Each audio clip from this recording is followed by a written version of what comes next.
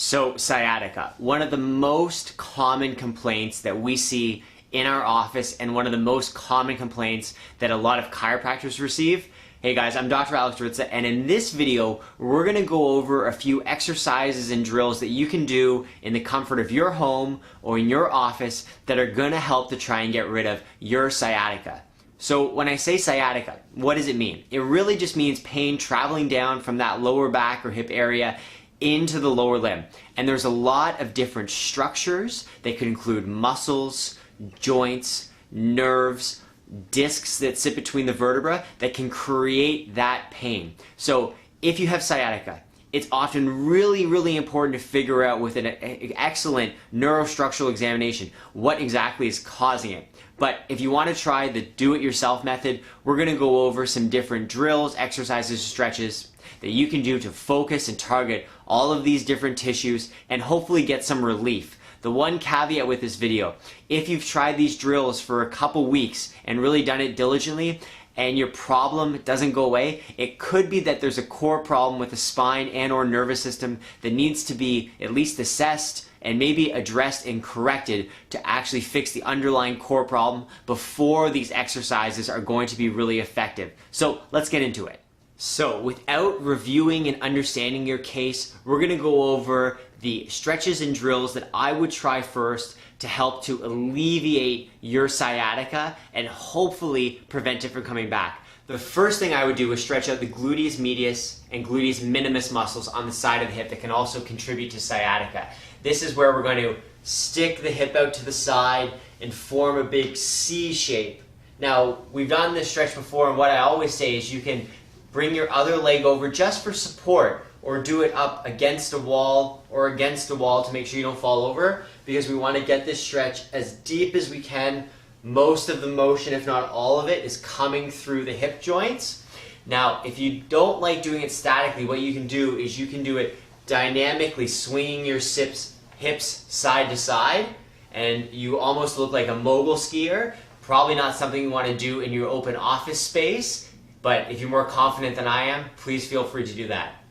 The next thing we want to do is our 90-90 hamstring and sciatic nerve stretch. This is where we're going to have the ankle here at 90 degrees, and we're going to bend the hip down to 90 degrees, sticking your buttock out and sweeping the ground. This drill is also called a ground sweep, and this you can do anywhere from 10 to 30 times per side. That is going to help stretch out the hamstrings, maybe get some motion through the sciatic nerve, both structures which can contribute to some sciatica. Next, we're going to get down onto the ground and go over a few drills that you can do to help with that sciatica. So what we're going to do next is we're going to try 3 other things that might help with your sciatica: a cat-cow or cat-camel, some foam rolling or rolling with a lacrosse ball, and also a glute bridge, which is a great strengthening exercise. So the cat-cow and cat-camel we've done many times before, but in this case what we're going to do is we're going to really focus on movement through the low back. So you might want to skip the movement through the upper limb, but at first just work on tilting the pelvis back and forward. If you need a cue to round out into the cat, you want to pretend like you have a tail, and you bring the tail in. And on the camel, we stick the buttock out as much as we can, or like we're trying to show off our tail. And then when you throw in the upper limb pushing up through in the cat, it looks like so. And then into the camel, sticking the buttock out and letting us really sink in through the shoulder blades.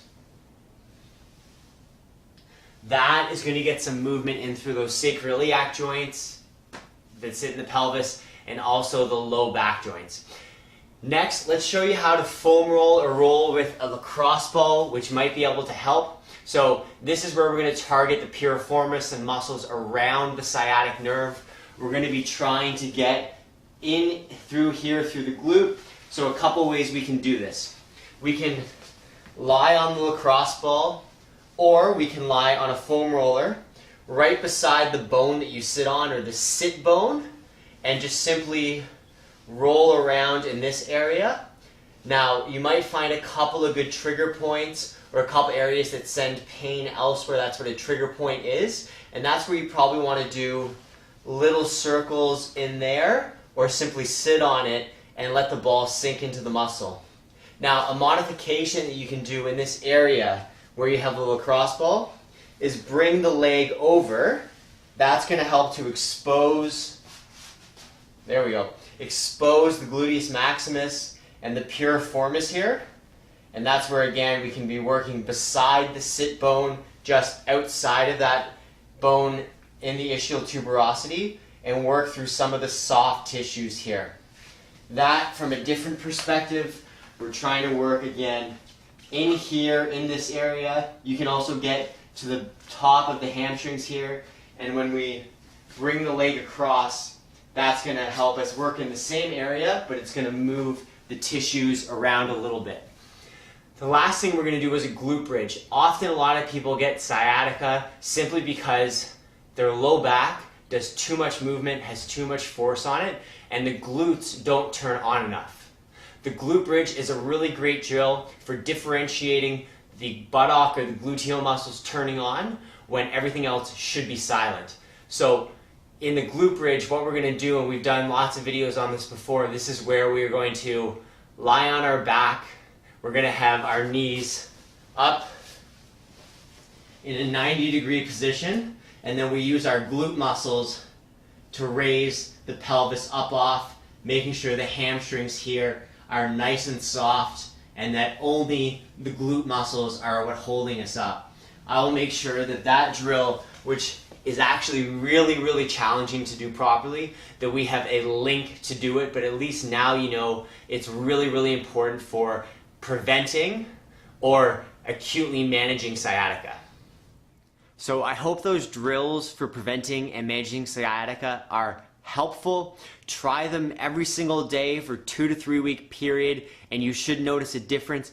If you don't, that's where it could reflect that there's some sort of core problem with the spine and nervous system that should be assessed and potentially addressed to fix the underlying problem. But until then, do those stretches. If you have any comments, questions, or concerns, please send me an email or a DM on Instagram. And as always, make sure that you like and share this video, because I know if you have a problem with it, there's probably 10 other people or 5 other people in your life that might also. So please send this to a loved one just so they can get the help that they need. Dr. Alex Ritza, guys, signing off, and I hope I see you next week.